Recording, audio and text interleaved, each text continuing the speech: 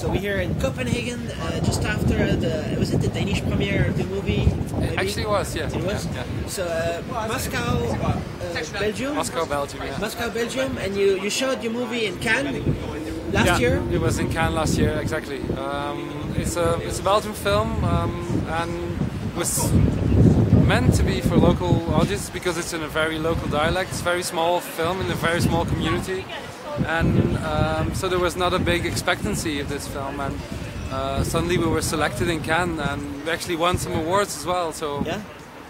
And when you're in Cannes, then yeah, suddenly you exist. And it was your first movie. Yeah. Your first feature film project. Yeah. So how has it been since then? It's good to have success, or how's it going? Or you have success, or how's it going? Well, I can't complain. Look, I'm in sunny Copenhagen, so yeah, I've been lucky to see a part of the world through this film. It's been traveling all over, and it's been sold to quite a few countries. So where have you been, for example? Which festivals or which? Oh God, a few, just a few. I've been traveling like from Mexico to Eastern Europe, back to the States, then up north again and to Scandinavia and south of Europe, a bit everywhere actually. Yeah. Everywhere. And everybody really likes your movie, right? Yeah, apparently they do, which is funny because it's in Flemish. So how about the actors? How has it been for you were saying that they might not have been like famous, or that is their first movie for some of them? Or yeah, for most of them it's the first movie, and the other ones are not the most famous people in Belgium, but well, they're very good actors, and some of them come from theater, but well, now they're more famous, of course. But well, when you're casting, you're looking for the right person for the part, not necessarily the most famous person for the part. So, but are they like getting something out of traveling around with you sometimes, or going to Cannes and? Oh yeah. Do they get new projects? Are they starting on some other things now? Or? I think they already have been in a few projects. Your main actress, for example. Barbara. Well, she was not known. Well, not unknown, but not known in Belgium. But she was actually already in a few international films. She was in one of the Greenaway films, Eight and a Half Women, and in the Roman Coppola film CQ.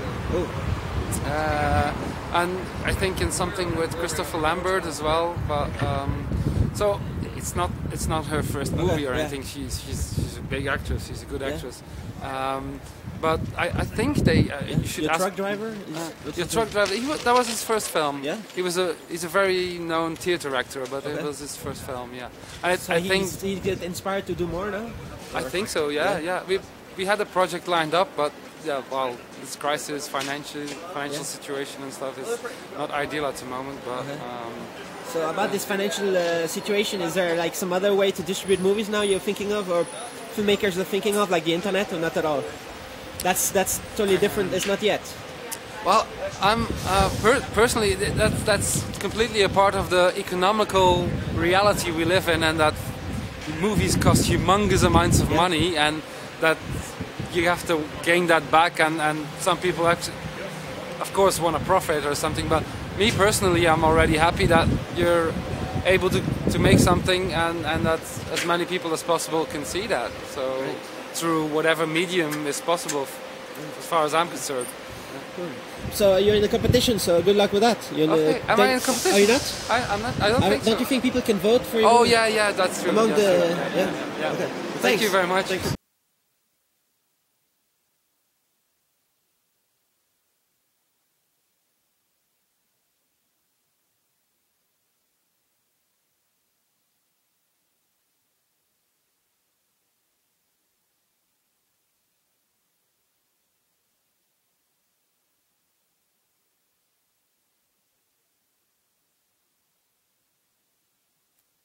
We needed the best actors we could find for this, to play this part.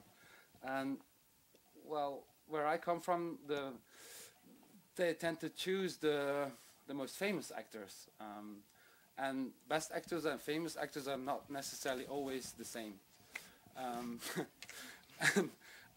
So and also this film is based in the city of Ghent. That's where I come from, and it's the language you hear is Flemish Dutch, but it's a very specific dialect. It's from that city, from that area. So we wanted all people that could actually speak that dialect without that it sounds forced or coached or learned or something. So I saw every 40-ish actress from that neighborhood, every 30-ish male from that neighborhood, and we just chose the best ones. And for him, for the guy who played Johnny, Jurgen, it's his first time on the screen.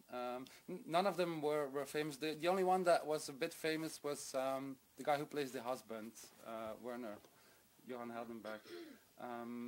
But all the rest were like new, and the kids, of course, they were new. And I think it's important when you want an audience to believe the story. I get annoyed a lot in my own country by seeing movies or series where you have a so-called family, and you can hear by the dialects they're speaking, they're from completely different regions, and I'm already like, yeah, that's one family, all right.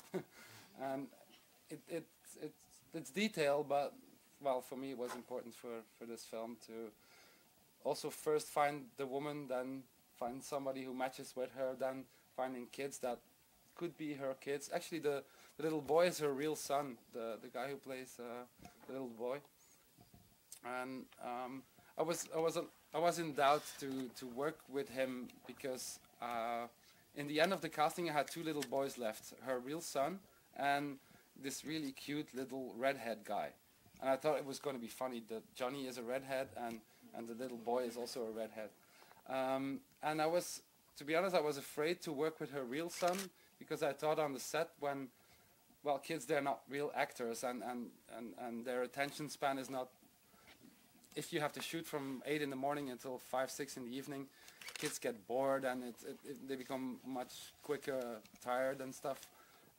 So I was afraid that if something went wrong on the set with the kid, that Barbara, who plays Matty, would be, first of all, the mother instead of the character that I wanted her to be, which is normal because she is the mother of the kid.